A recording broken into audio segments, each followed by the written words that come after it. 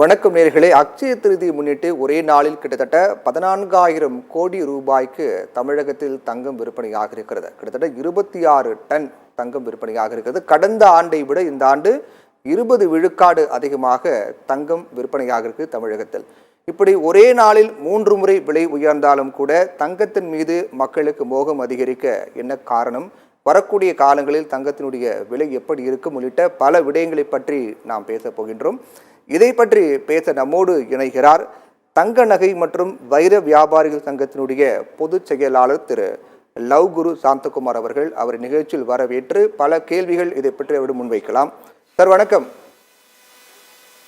வணக்கம் சார், நான் கோல்டு குரு சாந்தகுமார். உங்க நிகழ்ச்சியில் வரவேற்கிறோம் சார். ஒரே நாளில் அக்ஷய திருதியை முன்னிட்டு தமிழகத்தில் 14,000 கோடி ரூபாய்க்கு தங்க விற்பனையாக இருக்கிறது. விலை ஏற்றம் அப்படி வரும்போது விலை ஏறிக்கிட்டே இருக்கு, இப்போ சாமானிய மக்கள் தங்கம் வாங்க முடியுமா அப்படிங்கிற மாதிரினா மக்கள் பேசக்கூடிய நம்ம கேட்டோம். ஆனால் இந்த நிகழ்வு அது இல்லை அப்படிங்கிற மாதிரி காட்டுது சார். போன முறையோட இந்த முறை 20 விழுக்காடு தங்கம் அதிகமாக விற்பனையாக இருக்கிறது. இது எப்படி பார்க்குறீங்க? அதாவது பார்த்தோம்னா ஒட்டு மொத்தமாக பார்த்தோம்னா 40 விழுக்காடுன்னு கூட சொல்லலாம்.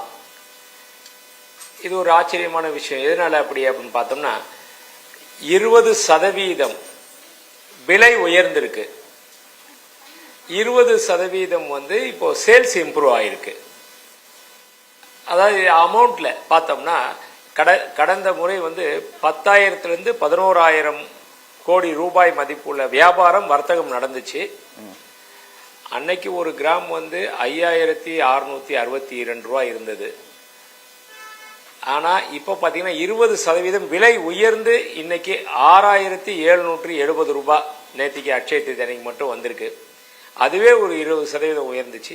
அதுக்கப்புறம் டோட்டலாக பார்த்தோம்னா 20% விற்பனை அளவு கூடி இருக்கு. அப்படி இருக்கும்போது இப்போ 14,500 கோடியிலேருந்து 15,000 கோடி ரூபாய் வரைக்கும் டோட்டல் வர்த்தகம் நேற்று நடந்திருக்கு.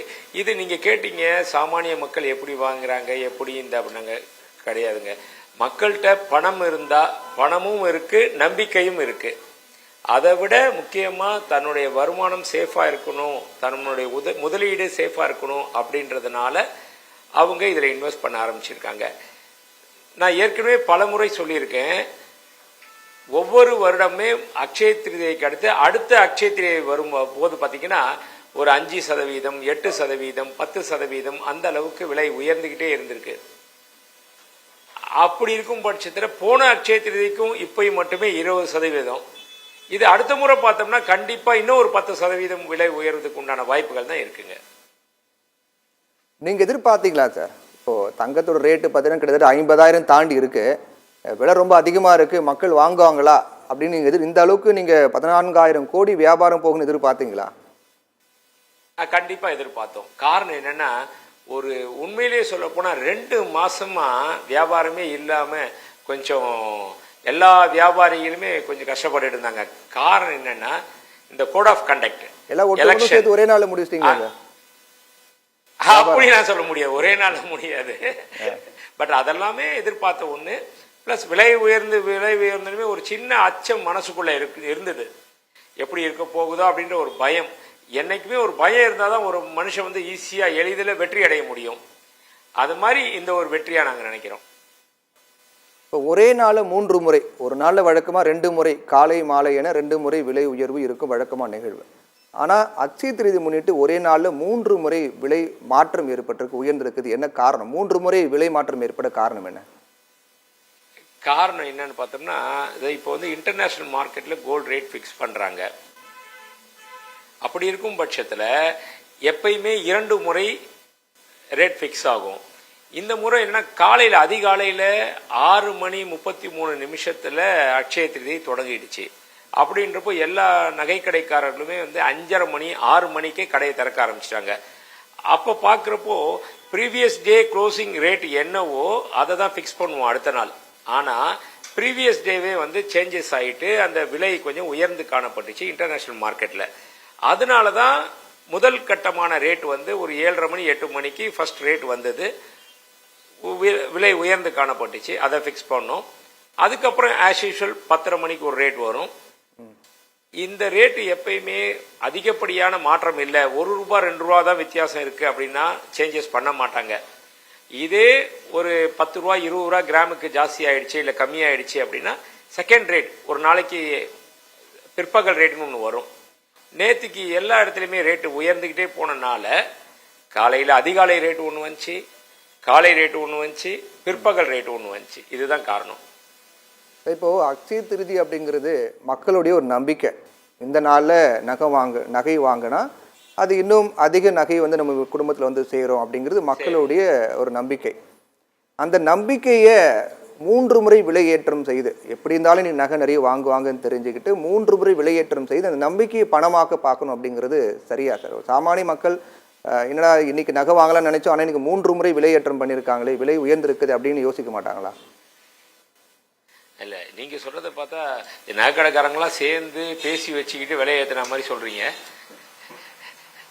இல்லை, அக்ஷய திருதிக்கும் இந்த விலையேற்றத்துக்கு சம்மந்தம் இல்லைன்றீங்களா? கண்டிப்பா அதுக்கு சம்பந்தம் இல்லை. ஏன்னா அக்ஷய திருதின்றது வந்து இந்தியாவில் அதுவும் இதுக்கு முன்னாள் வரைக்கும் விலையேற்றம் இல்லை, 3 முறைலாம் ஏறல. இன்னைக்குன்னு பார்த்து 3 முறை விலையேற்றம் மாற்றம் வரும்போது அந்த கேள்வி வருது. இதை அவங்க சாதகமா பயன்படுத்துறாங்க பார்த்தா. அப்படி பார்த்தா ஏற்கனவே கூட தான் விலை குறைஞ்சுது. ஒரு வாரம் முன்னாடி ஒரே நாள்ல இதே மாதிரி ₹1000 ₹1500 குறைஞ்சுது. அதெல்லாம் என்ன நம்ம குறைக்கலையே. இன்டர்நேஷ்னல் மார்க்கெட் இப்போலாம் வந்து மார்க்கெட் வந்து சர்வதேச அளவில் அமெரிக்காவும் லண்டனும் சேர்ந்து லண்டன் புல்லியன் மார்க்கெட்டர்ஸ் அசோசியேஷன் சொல்லிட்டு அவங்க ஃபிக்ஸ் பண்ணுறாங்க ரேட்டு. அதில் யாரெல்லாம் இருக்காங்கன்னா தங்க சுரங்கத்தின் அதிபர்கள், ஸ்பெக்குலேட்டர்ஸ், பிக் இன்வெஸ்டர்ஸ், இந்த மாதிரி ஆட்கள் தான் அதில் இருக்காங்க. அவங்கெல்லாம் சேர்ந்து தான் இதை ஃபிக்ஸ் பண்ணுறது. அப்படின்றப்போ நமக்கும் அதுக்கும் சம்மந்தம் இல்லை. நம்ம வந்து உலகத்தில் ஒரு மூலையில் இந்தியா, அதுவும் இந்தியாவில் தென்னிந்தியாவில் தான் அக்ஷய திருதி ஜாஸ்தி இது. அதனால அதுக்கு சம்மந்தம் இல்லை. அந்த ரேட்டு நம்மளை பாதிக்கப்படுது. என்ன காரணம் சார்? அதாவது இப்போ 20,000 எடுத்துக்கோங்களேன், 20,000 ஒரு சவரன் தங்கம் இருக்கும்போது 25,000 மாறும்போது 25,000 மக்கள் வாங்குவாங்களா, என்ன இவ்வளோ ரேட் இருக்குது அப்படின்னு பேசினாங்க. அப்புறம் 30, 40, 50 தாண்டி 54,000 தாண்டி தங்கம் விற்பனையானா கூட 20,000 அதுக்கு குறைவாக தங்கம் விற்கப்பட்ட போது எந்த அளவுக்கு மக்கள் வாங்கினாங்களோ அதே அளவுக்கு அதை விட அதிகமாக இப்போ வாங்குறாங்க. இதுக்கெல்லாம் அடிப்படை காரணமாக என்ன இருக்குன்னு நினைக்கிறீங்க? இல்லை, காரணம் என்னென்னா எவர்கிரீன் மாதிரி தங்கம் வந்து ஒரு சேஃபஸ்ட் இன்வெஸ்ட்மெண்ட்டுன்றது இட்ஸ் அ ப்ரூவன், நிரூபிக்கப்பட்ட உண்மை. இதனால தான் இங்கே மட்டும் இல்லை, நம்ம வந்து தென்னிந்தியாவிலேயோ இல்லை இந்தியாவிலேயோ மட்டும் இல்லை, உலகத்தில் இருக்கிற நாடுகள் எல்லாருமே பொதுமக்களும் இன்வெஸ்ட் பண்ண ஆரம்பிச்சிட்டாங்க. கவர்மெண்ட்டும், ஒவ்வொரு கவர்மெண்ட்டும் வந்து அவங்கள்ட்ட இருக்கிற கோல்டு எவ்வளோக்கு எவ்வளோ இருக்கோ அதை வச்சு தான் அவங்களுடைய பொருளாதார நிலை இருக்குது. அப்படி இருக்கும் பட்சத்தில் அவங்க எல்லாருமே கோல்டில் இன்வெஸ்ட் பண்ண ஆரம்பிக்கிறாங்க. ஏன் நம்ம இந்தியன் கவர்மெண்ட் கூட, ரிசர்வ் பேங்க்கு கூட இப்போ கடைசியாக பார்த்தீங்கன்னா ஒரு 15 டன் வாங்கியிருக்கான். நம்ம முதல்லலாம் வந்து இந்தியன் கவர்மெண்ட் 720 டன் கையிருப்பு வச்சு 11வது இடத்துல இருந்த இந்தியா இன்னைக்கு 800 டன் அளவு கையிருப்பு வச்சு 9வது இடத்துல நம்ம வந்திருக்கோம். எதனால அப்படின்னா எவ்வளோக்குள்ள தங்கத்தை கையிருப்போ அவங்க பொருளாதாரத்தை வளரணும். அது மாதிரி தான் ஒரு நாடே, ஒவ்வொரு நாடுமே அப்படி நினச்சிக்கிட்டு இருக்கப்போ வீட்டில் இருக்கிற மக்களும் வந்து தன்னுடைய பொருளாதாரத்தை நிலைநாட்டிக்கணும், சேவிங்ஸை கூட்டணும், அடுத்தது வரணும்னா இதுதான் சேஃபஸ்ட் இன்வெஸ்ட்மெண்ட்டு, அப்ரிசியேஷன் உள்ள ஒரு இன்வெஸ்ட்மெண்ட்டு. அதனால மக்கள் வந்து கோல்டு இன்வெஸ்ட்மெண்ட் அதிகமாக நாடி வராங்க அப்படின்னு சொல்றீங்க. இப்போ தங்கத்துடைய விலை அப்படின்னு எடுத்துக்கிட்டா அதுக்கு நிறைய காரணங்கள் சொல்றாங்க. விலையேற்றத்துக்கான காரணம் என்ன அப்படின்னு கேட்கும்போது பல காரணங்கள் எடுக்கிறாங்க.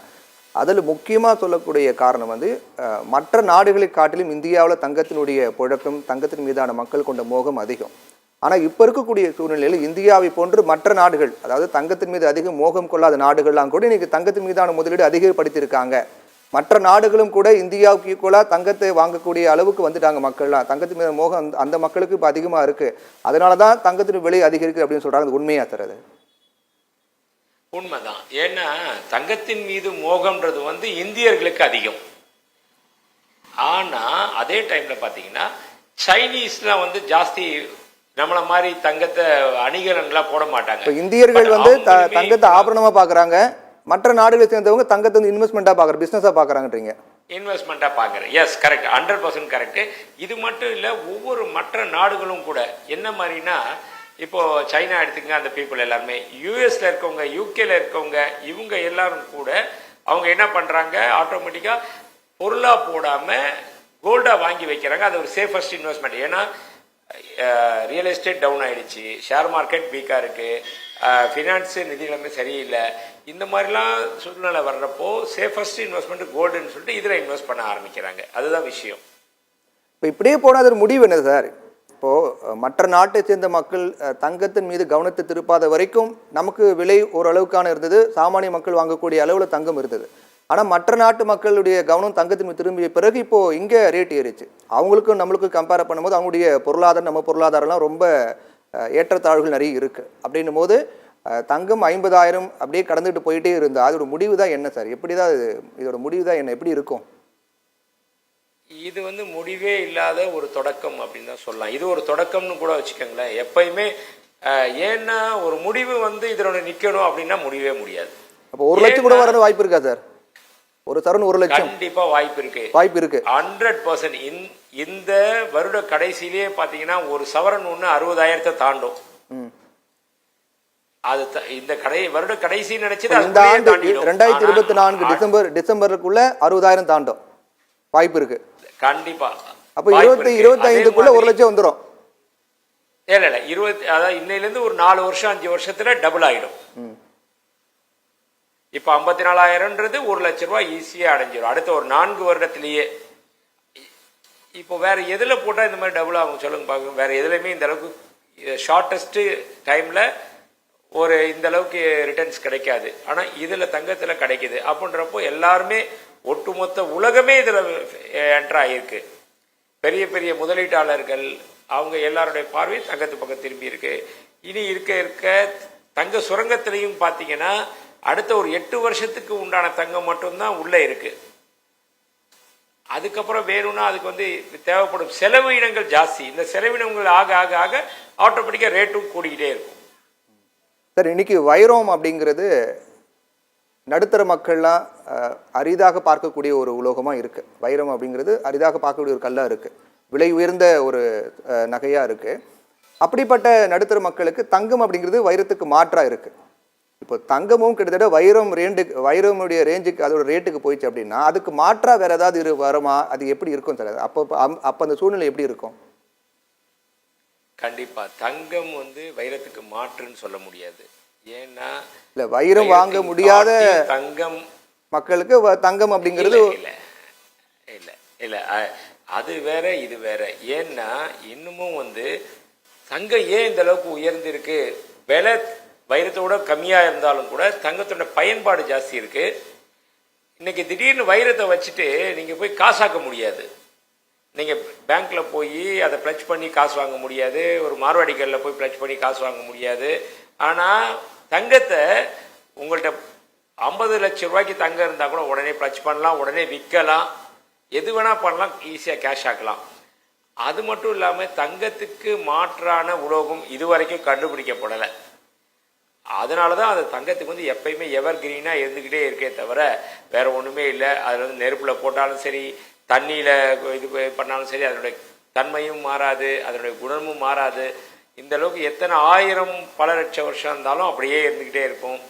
இதனால இல்லாம தங்கத்துக்கு அந்த அளவுக்கு உயர்ந்த ஒரு நிலைப்பாடுல இருக்கு.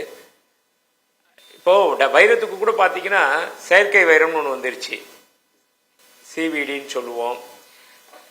இதெல்லாம் வந்தப்போ விலை அதுக்கு வந்து டபுள் ரேட் இருக்கு. ஆனா தங்கத்துக்குன்னு எதுவுமே கிடையாது. தங்கத்துக்கு அடுத்து பார்த்தீங்கன்னா வெள்ளி, இந்த அணிகலனா பயன்படுறது தங்கமும் வெள்ளியும். வெள்ளிக்கும் அதுக்கும் எங்கேயோ வித்தியாசம் இருக்கு. வெள்ளி கூட பாத்தீங்கன்னா ஒரு கடந்த 10 வருஷத்துக்கு முன்னாடி கூட 70 ரூபா 75 ரூபா கிராம் இருந்துச்சு, இன்னைக்கு 90 ரூபா வந்திருக்கு. ஆனா தங்கம் 10 வருஷத்துக்கு முன்னாடி பாத்தீங்கன்னா 2000 ரூபா இருந்த தங்கம் இன்னைக்கு 6770 ரூபா, 3 மடங்கு உயர்ந்திருக்கு. சரி, இப்போ நீங்க சொன்ன மாதிரி ஒரு 4-5 ஆண்டுகளுக்குள்ள ஒரு சவரன் தங்கம் 1 லட்சம் ரூபாய்க்கு வரும் அப்படின்னு சொன்னீங்க, வாய்ப்பு இருக்குன்னு சொல்றீங்க. அந்த மாதிரி காலகட்டத்தில் மக்களுக்கு 2 ஆப்ஷன் தான். ஒரு சாமானிய நடுத்தர மக்களுக்கு 2 ஆப்ஷன். ஒன்று தங்கமே வாங்கக்கூடாது, அப்படி இல்லாட்டி கொஞ்சம் கொஞ்சமா இன்வெஸ்ட்மெண்ட் பண்ணி மாதம் நகை சீட்டு அந்த மாதிரியான முறைகளை பின்பற்றி தங்கம் வாங்கணும் அப்படிங்கிற 2 ஆப்ஷன் மட்டும் தான் இருக்கும் அப்படின்னு எடுத்துக்கலாமா? இப்போ ஒரு திருமணம் அப்படின்னு வந்துட்டா ஒரேடியா மொத்த தொகையும் செலவு பண்ணி ஒட்டுமொத்தமா தங்கத்தை மொத்தமா வாங்க முடியாது, நகை வாங்க முடியாது நடுத்தர மக்கள். அப்போ 1 லட்சம் அப்படின்னு வரும்போது 2 ஆப்ஷன் தான். ஒன்று தங்கம் வாங்க முடியாது, அப்படி இல்லாட்டி தங்கத்தை வந்து மாதம் பணம் கட்டி சேமித்து வாங்க முடியும் அப்படின்னு 2 ஆப்ஷன் தான் இருக்கும் அப்படின்னு எடுத்துக்கலாமா? ஆமா, கண்டிப்பா. எப்படின்னா ஒட்டுமொத்தமா புறக்கணிக்கிறதுன்றது வந்து ஒரு தீய பழக்கமோ வேண்டாத செயலோ இருந்துச்சுன்னா ஒட்டுமொத்தமா புறக்கணிக்கலாம். இது அப்படி கிடையாது. உலகமே ஏற்றுக்கொண்டு ஒவ்வொரு நாடுமே இதுல பண்ணிட்டு இருக்கப்ப நான் இந்த தொழில இருக்கேன்றதுக்காக நான் சப்போர்ட் பண்ணல. இல்ல புறக்கணிக்க வாய்ப்பு இருக்குன்னு நினைக்கிறீங்களா? புறக்கணிப்பாங்களா? கண்டிப்பா முடியாது. இயலாமையில இருக்கவங்கன்னா சொல்லலாம் நாங்க புறக்கணிக்கிறோம் அப்படின்னு, இயலாமையில இருக்கவங்க சொல்லுவாங்க, சொல்லலாம். மற்றபடி எல்லாருமே ஒரு பொருளாதார வல்லுநர் கூட எனக்கு தெரிஞ்சு என் கூட 2-3 டிபேட்ல வந்திருக்காரு. சொல்லுவாரு கோல்டுலாம் டெட் இன்வெஸ்ட்மெண்ட் இதில் இது பண்ணக்கூடாதுன்னு சொன்னார். நான் 2000 ரூபா விற்கிறப்போ நான் அந்த காட்சி முடிஞ்சு வெளியே வந்து அவர்கிட்ட கேட்டேன், சார் நீங்கள் எப்படி பேசுகிறீங்க, உங்கள் வீட்டில் மேடம் கோல்டு வாங்குறாங்களா இல்லையா? ஏன் கேட்குறீங்க, அப்பப்போ வாங்கிட்டே தான் இருக்காங்க அப்படின்னாரு. ஸோ உபதேசம் ஊருக்கு தான், ஆனால் வீட்டை பொறுத்த வரைக்கும் பெண்மணிகள் கோல்டு வாங்கிட்டு தான் இருக்காங்க. அன்னைக்கு அவங்க 2000 ரூபா அவங்க பாடுபட்டு 10, 15 பவுன் 20 பவுன் சேர்த்தது, 20 பவுனுன்றது கிட்டத்தட்ட ஆயிடுச்சிங்கன்னா ஒரு 4 லட்ச ரூபாய்க்கு வாங்கியிருப்பாங்க அப்போ. ஆனால் இன்னைக்கு அதனுடைய மதிப்பு 12 லட்சம் ரூபா 15 லட்சம் ரூபா போயிடுச்சு இல்லைங்களா? அப்படி இருக்குன்ற பட்சத்தில் தங்கத்தில் தாராளமாக இன்வெஸ்ட் பண்ணலாம். இன்னொன்று நீங்கள் கேட்ட மாதிரி அவங்களுடைய சக்திக்கு தகுந்த மாதிரி சிறிய அளவில் சீட்டு கூட போட்டு கொஞ்சம் கொஞ்சமாக சேமிக்கலாம். எப்பயுமே சொல்லுவாங்க இல்லையா, சிக்கனம் சேமிப்பு தான் நம்ம வாழ்க்கை தரத்தை உயர்த்தும் அப்படின்வாங்க. சிறுதுளி பெருவெல்லம். அதனால கோல்டில் சின்ன சின்ன சீட்டில் போடலாம், இடிஎஃப்ல போடலாம், சவரன் கோல்டு பாண்டில் போடலாம். அந்த சவரன் கோல்டு பாண்ட்லாம் வந்து 6 வருஷத்துக்கு தேவையில்லை, எடுக்க மாட்டேன் அப்படின்ற ஒரு இருந்துச்சுன்னா அவங்க அதில் போடலாம். இல்லாட்டி கோல்டு கொஞ்சம் கொஞ்சமாக வாங்கி வைக்கிறது நல்லது. சரி, முக்கியமான காரணம் என்ன சார்? இப்போ பொதுவாக ஒரு சாமானிய மக்களுக்கு எழக்கூடிய கேள்வி என்னன்னா, ஏன்பா தங்கம் இந்த அளவுக்கு ஏறிட்டே போகுது, என்னதான் காரணம்? இப்போ விலை குறையுமான்னு கேட்குறாங்க. குறைய வாய்ப்பு இருக்கா சார்? குறையுமா? இப்போ ஒவ்வொரு நாளும் ஒரு 300 ரூபாய் 400 ரூபாய் 1000 ரூபாய் அப்படிங்கிற ரேஞ்சில் குறையுது, பிறகு ஏறுது, அதெல்லாம் ஓகே, அதை விட்டுருங்க. ஒட்டுமொத்தமாக தங்கத்தின் விலை அப்படிங்கிறது தொடர்ந்து குறைய வாய்ப்பு இருக்கா? இல்லை, குறையாது. ஏன் அப்படின்னா நாளுக்கு நாள் கொஞ்சம் கொஞ்சமாக ஏறிக்கிட்டே இருக்கும்.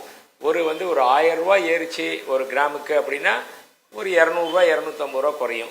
லாங் ரன்ல சொல்றேன். அடுத்த நாள் 400 ரூபாய் ஏறிடும், 1000 ரூபாயுமே ஏறிடும். அப்படிதான் இது வரைக்கும் இருக்கே தவிர மைனஸ்ல போனதாவே சரித்திரமே இல்லை. என்ன காரணம் சார்? தங்கத்தின் மீது விலை மட்டும் இந்த அளவு ஏறிட்டே போக என்ன காரணம்? முக்கியமான காரணம் என்ன சார்? இல்லை சார், இதை பார்த்தீங்கன்னா சிம்பிளா 2-3 விஷயத்தை நம்ம பார்க்கணும். நாளுக்கு நாள் ஒருத்தருடைய சம்பளம் உயர்ந்துகிட்டே இருக்கா இல்லையா, வருஷத்துக்கு ஒரு வாட்டி, அது எல்லாமே இதுக்கு காரணம் தான். இப்போ இது தங்க சுரங்கத்திலிருந்து வெட்டி எடுக்கிறாங்க. சுரங்க தொழிலாளர்களுக்கு சம்பளம் கொடுக்கணும் இல்லையா? அந்த சம்பளத்தை ஒவ்வொரு வருஷமும் ஏற்றிக்கிட்டே தானே சம்பள உயர்வு இருக்குது. அவங்க உயிரை பணையம் வச்சு செய்கிறாங்க. அப்படின்றப்போ அது மட்டும் இல்லை, அதுக்கு தேவையான செலவினங்கள், டிரான்ஸ்போர்ட்டேஷன், மற்ற இந்த இதுக்கு லாஜிஸ்டிக்ஸ்லேருந்து எல்லா விஷயங்களுமே இருக்கு இல்லையா? அது எல்லாமே விலை ஏறிக்கிட்டே இருக்கிறப்போ அதனுடைய தொடர்ச்சி தங்கமும் விலை ஏறுது. இன்னும் சொல்ல போனால் இதாவது பரவாயில்லைங்க, இன்னும் ஒரு 10 வருஷம் கழிச்சுலாம் பாருங்க, தங்கம் ஒரு 8 கனியாக தான் ஆகும். காரணம் என்னன்னா, பூமியில இல்லையே தங்கம், இப்பயாவது வெட்டி எடுத்துக்கிட்டு இருக்கீங்க. அது இன்னும் ஒரு 8 வருஷத்துக்கு தான் பத்தும். 10 வருஷத்துக்கு அப்புறம் தங்கம் இல்லைன்னா அப்புறம் என்ன ஆகும்? யார் யார்கிட்ட தங்கம் இருக்கோ அவங்க சொல்றதா ரேட்டு அந்த மாதிரி போயிடும். இல்லை மறுசுழற்சியில வரணும். அந்த வகையில பார்த்தீங்கன்னா நம்ம இந்தியர்கள் உலகத்திலே சிறந்தவர்களா இருப்பாங்க, சக்தி மிக்கவர்களா இருப்பாங்க, பொருளாதாரத்தில் வல்லுநர்களா பயங்கர ஸ்ட்ராங்கா இருப்பாங்க. காரணம் என்னன்னா, இப்பயே அமெரிக்காவை பொறுத்த வரைக்கும் 8400 டன் கையிருப்பு வச்சு முதல் இடத்துல இருக்கு. ஆனா இந்தியாவில் இருக்கிற மக்கள் அவங்கள்ட்ட இருக்கிற தங்கம் பார்த்தீங்கன்னா 25,000 டன் கையில வச்சிருக்காங்க. அப்போ 10 வருஷம் கழிச்சு பார்த்தா கூட அமெரிக்காவோட நாம ரொம்ப ஸ்ட்ராங்கா இருப்போம். சார், நீங்கள் இப்போ சொன்னீங்க, இப்போ 10 ஆண்டுகளுக்கு பிறகு தங்கமே கிடைக்காது, பூமியில் சுரங்கங்கள் மூலமாக தங்கம் தோண்டி எடுத்துட்டு இருக்கோம், 10 ஆண்டுகளுக்கு பிறகு கிடைக்காது. அது உண்மையா சார்? அது ஆச்சரியமா இருக்குது. இல்லை, வாய்ப்பு இருக்கா? உண்மை. நீங்கள் கூகுள் ஆமாம்மா நீங்கள் கூகுளில் போய்ட்டு செக் பண்ணி பாருங்கள் பார்க்க இந்த மாதிரி எவ்வளோ கிடைக்கும் அப்படின்னா இன்னும் 10 வருஷத்துக்கு உண்டான தங்கம் மட்டும் தான் கிடைக்கும். இப்போ இதுக்கு நடுவில் உகாண்டால ஒரு மைனில் தங்கம் இருக்கு, அதாவது ஒரு 2 லட்சம் டன் இருக்கிற அளவுக்கு ஒரு இருக்குன்னு கண்டுபிடிச்சிருக்காங்க. அது இன்னும் அதிகாரப்பூர்வமாகவோ அதனுடைய செலவினங்கள்லாம் போக எவ்வளோ வரும் அதெல்லாம் வந்து இன்னும் பார்க்கல, ஒர்க் அவுட் பண்ணிட்டு இருக்காங்க. அதுக்கு சைனாவும் அமெரிக்காவும் போட்டி போட்டுக்கிட்டு அந்த சுரங்கத்தை வாங்குறதுல இது பண்ணிக்கிட்டு இருக்காங்க. அது ஒரு கால் கிடைச்சி அந்த 2 லட்சம் டன் இருக்குன்னு சொல்றாங்க. அது இருந்தா ஒட்டுமொத்த இப்ப இருக்கிற உலகத்தில் இருக்க அத்தனை நாடுகளில் இருக்க தங்கம்லாம் சேர்த்தா அந்த 2 லட்சம் டன் மேபி அது வந்தா கொஞ்சம் குறையத்துக்கு வாய்ப்பு இருக்கு. ஆனா அது வருமா வராதா அப்படின்றது பொறுத்து தான் பார்க்கணும். இப்போ 10 ஆண்டுகளுக்கு பிறகு பூமியில தங்கமே கிடையாது. சரி, அப்ப இருக்கிற தங்கம் தான் புழக்கத்துல வந்து தங்கம் வந்து ஒரு எட்டா கண்டிப்பா அப்போ வந்து எட்டா கனியாயிடும், ஒரு அபூர்வ பொருளாயிடும், அதிசய பொருளாயிடும். சரி, கடைசியா ஒரு கேள்வி சார். இப்போ கோல்டு இன்வெஸ்ட்மெண்ட் அப்படின்னு ஒரு விஷயம் இருக்கு, அது நிறைய பேர் ஃபாலோ பண்ணிட்டு இருக்காங்க. இப்போ தங்கம் ஏறிக்கிட்டே இருக்கு இந்த சமயத்துல கோல்டு இன்வெஸ்ட்மெண்ட் அப்படிங்கிறது பெஸ்டா இல்லாட்டி இன்னும் வெயிட் பண்ணலாமா, எப்படி சார் அது? இன்னும் வெயிட் பண்ணலாம், கொஞ்சம் குறையும் பார்க்கலாம் அப்படின்றது வந்து நம்மளோட அறியாமை. நம்மள்ட்ட காசு இருக்கா, தங்கத்தில் தாராளமாக இன்வெஸ்ட் பண்ணலாம். அது வந்து உடனே இன்வெஸ்ட் பண்ணிட்டு உடனே திரும்பி பார்க்கக்கூடாது. அது எப்படின்னா ஒரு விதையை தோண்டி வச்சுட்டு நாளைக்கே வந்து அது முளைச்சிருச்சான்னு சொல்லி பார்த்துட்டே இருக்கக்கூடாது. அதில் கண்டிப்பாக நம்பிக்கையோடு வைக்கணும். லாங் ரன், அதாவது வந்து 6 மாதத்துலேருந்து 1 வருஷ காலங்கள் அதுக்கு கேப் கொடுத்தோம்னா கண்டிப்பாக 100% விலை உயர்ந்துக்கிட்டே இருக்கும். 10லேருந்து 15% அப்படி கொஞ்சம் கொஞ்சமாக உயர்ந்துக்கிட்டே இருக்குமா தவிர கண்டிப்பாக மைனஸில் போகிறதுக்கு வாய்ப்பே இல்லை. அதை நிறுத்தவே கூடாது. யாருக்கு எவ்வளோ சக்திக்கு முடியுமோ அதுக்கு தகுந்த மாதிரி தங்கத்தில் முதலீடு பண்ணி சேமிக்கலாம். ஓகே சார், மக்களுடைய அத்தியாவசிய தேவையாக மாறி இருக்கக்கூடிய தங்கத்தினுடைய விலை எதிர்காலத்தில் எப்படி இருக்கும், 10 ஆண்டுகளுக்கு பிறகு தங்கம் இருக்குமா இல்லையா, 5 ஆண்டுகளுக்கு பிறகு தங்கம் 1 லட்சம் ரூபாய் அடையக்கூடிய வாய்ப்பு இருக்கு உள்ளிட்ட பல முக்கிய தகவல்கள்லாம் சொன்னீங்க. நிகழ்ச்சியில் கலந்து கொண்டதுக்கு மிக்க நன்றி சார். நன்றி. இல்லை மற்றும் ஒரு நிகழ்ச்சியில் சந்திக்கும் வரை நன்றி, வணக்கம்.